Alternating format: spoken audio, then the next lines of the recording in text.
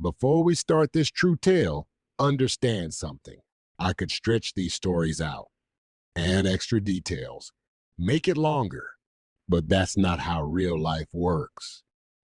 In real life, things fall apart fast. There's no warning music, no countdown, no narrator telling you what's about to happen. Just one bad decision, and everything after that is damage control. So I keep these tight for a reason. Because the lesson isn't in how long the story is, it's in what the story shows you. And this one right here might hit a little different. Let's go.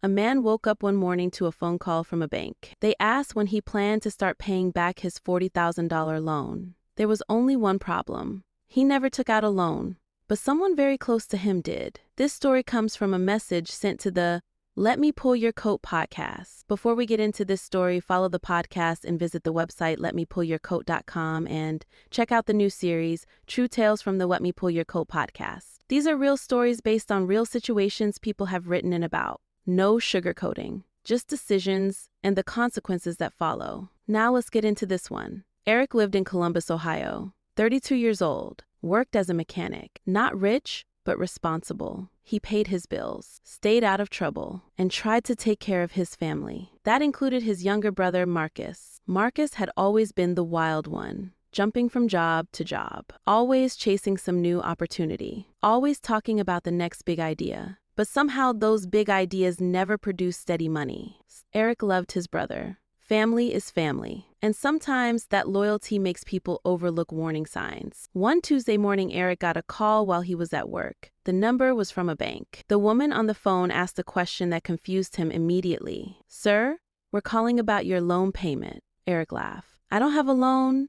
There was a pause. Then the woman said something that made Eric stop working instantly. "Sir, according to our records, you took out a $40,000 personal loan 3 months ago." Eric felt his stomach tighten because he knew that was impossible. Eric went home that night and checked his credit report.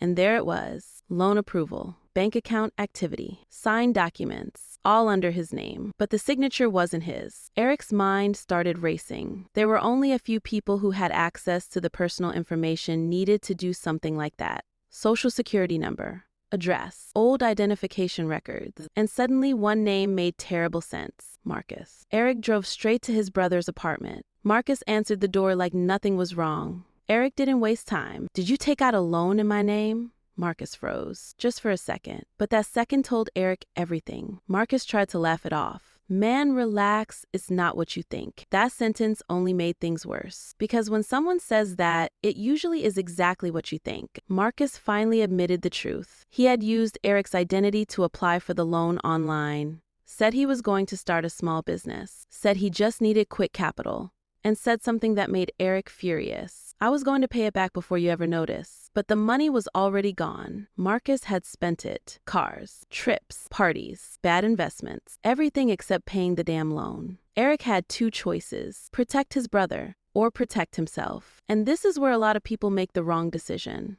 Family pressure. Parents saying, "Don't call the police." Relatives saying, "Handle it privately." But Eric understood something important. If he stayed quiet, that $40,000 debt would legally belong to him. His credit would be destroyed. His financial future wrecked, all for a crime he didn't commit. So Eric made the hardest phone call of his life. He reported the fraud. The investigation moved fast. Banks take identity theft seriously, especially when large amounts of money are involved. Marcus was arrested 3 weeks later, charged with fraud and identity theft. Their parents were devastated. Some family members blamed Eric, said he should have protected his brother. But Eric stood his ground, because protecting someone from consequences doesn't fix the problem. It only postpones it. Marcus eventually took a plea deal, avoided long prison time, but he now carries a criminal record that follows him everywhere. Job applications, housing applications, every background check. Meanwhile, Eric repaired his credit. Took time, paperwork, lawyers, stress. But eventually the bank removed the fraudulent loan from his record.